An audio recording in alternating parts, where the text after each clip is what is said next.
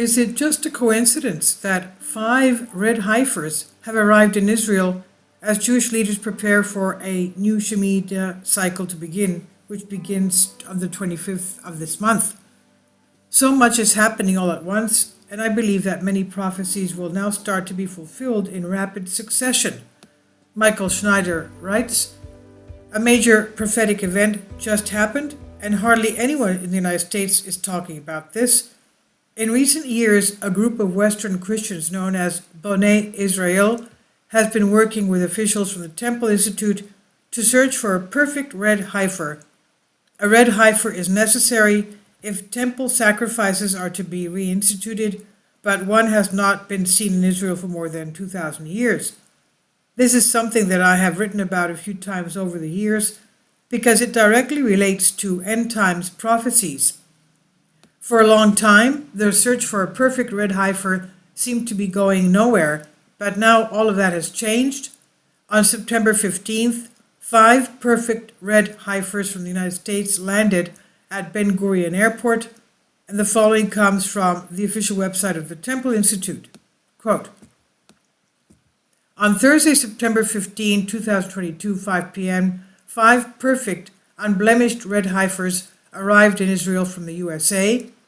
A modest ceremony was held at the unloading bay of the cargo terminal at Ben Gurion Airport, where the new arrivals were greeted and speeches were made by the incredible people who have put their hearts and souls and means into making this historic prophetic day become a reality," end quote. And you can see the actual video footage of these red heifers in the link here, arriving. It would be difficult to overstate the prophetic importance of this event. In Numbers 19, 1-10 in the Old Testament, we read about the very first time that the ashes of a red heifer were used. Quote, "And the Lord spoke unto Moses and unto Aaron, saying, This is the ordinance of the law which the Lord hath commanded, saying, Speak unto the children of Israel, that they bring thee a red heifer without spot, wherein is no blemish, and upon which never came a yoke. And you shall give her unto Eleazar the priest, that he may bring her forth without the camp, and one shall slay her before his face. And Eleazar the priest shall take of her blood with his finger, and sprinkle of her blood directly before the tabernacle of the congregation 7 times.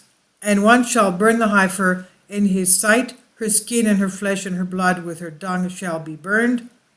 And the priest shall take cedar wood and hyssop and scarlet, and cast it into the midst of the burning of the heifer. Then the priest shall wash his clothes, and he shall bathe his flesh in water, and afterward he shall come into the camp, and the priest shall be unclean until the evening that is. And he that burneth her, that is the heifer, shall wash his clothes in water, and bathe his flesh in water, and shall be unclean until the even.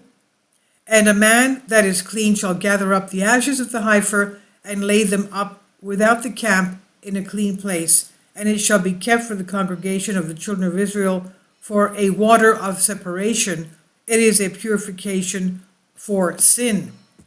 And he that gathereth the ashes of the heifer shall wash his clothes, and be unclean until the evening that is, and it shall be unto the children of Israel, and unto the stranger that sojourneth among them, for a statute forever."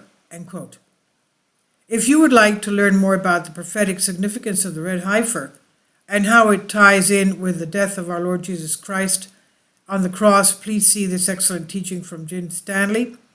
For ages we have been told that the ashes of the red heifer would be required before temple sacrifices could be resumed in Jerusalem. And a few Jewish sources are even suggesting that some ancient practices could be resumed even before a new temple is constructed, now that they have these red heifers. According to rabbis and leaders in the Orthodox Jewish community, these heifers could be used to reinstate many of the practices of the Jewish temple in Jerusalem, even before the third temple is rebuilt. Could it be possible that a tabernacle could be set up during the time that a new temple is being built? That is certainly something to think about. In any event, the stage is being set for the time when the Antichrist will step in and cause sacrifices to cease halfway through the tribulation period. The reason why it has been so difficult to locate an acceptable red heifer until just recently is because the requirements are so strict. First of all, an acceptable red heifer had to be unblemished, but here in the Western world, we tag the ears of calves when they are born, and the tagging creates a blemish. Fortunately, there was a rancher in Texas that was aware of this requirement and did not tag the ears of his calves when red heifers were born.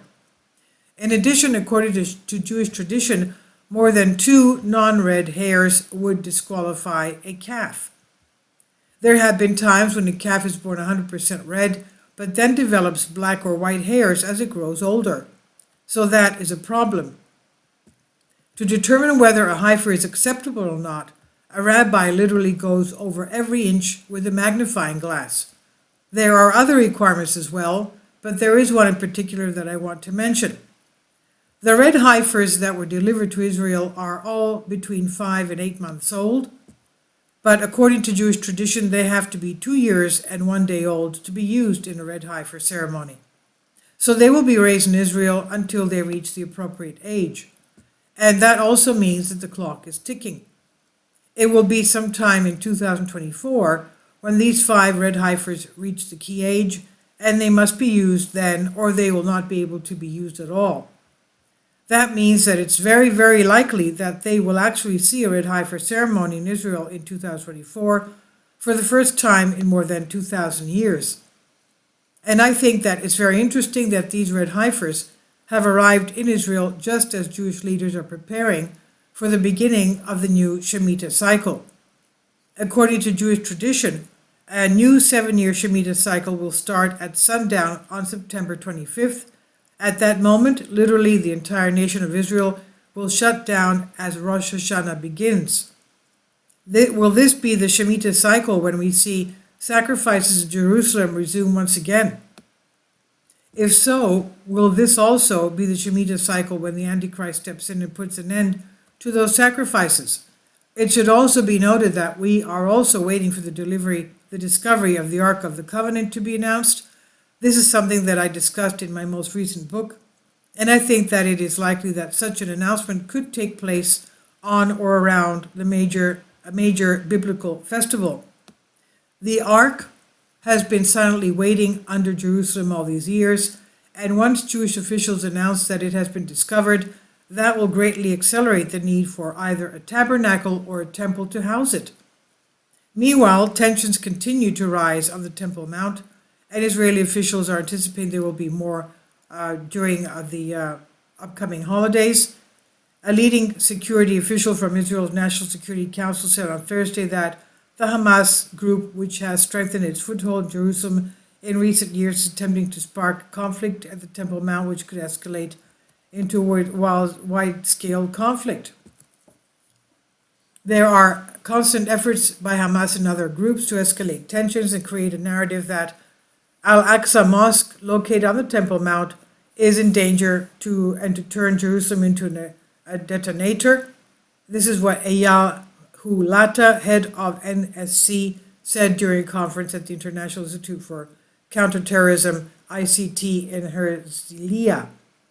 Hulata's warning comes after Israel intelligence officials recommended that Prime Minister Yair Lapid raise the country's alert level to the highest tier possible ahead of the upcoming Rosh Hashanah Jewish holidays. We live in such interesting times, and I have a feeling that they will only get even more interesting in the days ahead. I will definitely be on high alert during the biblical festivals this year, and I believe that we should all be watching Israel very closely.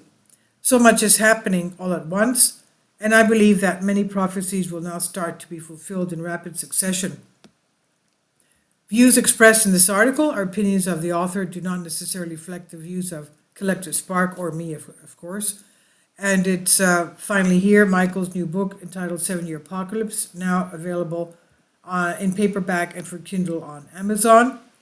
And about the author, Michael Schneider wrote this. He says, "My name is Michael Schneider, and my brand new book entitled 7-Year Apocalypse is now available on Amazon. In addition to my new book, I have written 5 others that are available on Amazon. Lost Prophecies of the Future of America, The Beginning of the End, Get Prepared Now, and Living a Life That Really Matters. By purchasing the books, you help to support the work that my wife and I are doing, and by giving it to others, you help to multiply the impact that we're having on people all over the globe. I've published thousands of articles on the Economic Collapse blog, The End of the American Dream, and The Most Important News. And the articles that I publish on those sites are published on dozens of other prominent websites all over the globe. I always feel freely and happily allow others to republish my articles on their own websites, but I also ask that they include this about the author section with each article. That's why I'm doing this here. The material contained in this article is for general information purposes only, and readers should consult licensed professionals before making any legal, business, financial, or health decisions. I encourage you to follow me on social media, Facebook and Twitter, and any way that you can share these articles with others is a great help. During these very challenging times, people will need more hope than ever before, and it's our goal to share the gospel of Jesus Christ with as many people as we possibly can. And this is by Michael Snyder, guest writer on Collective Spark. Please leave your comments. Thank you for your support. Kindly support my Patreon account. The daily posts are 5 videos daily, and they are totally different from what I have on my YouTube channel. Thank you so much for your support, and that you find all my content so interesting. You'll find the Patreon account details in the description box below.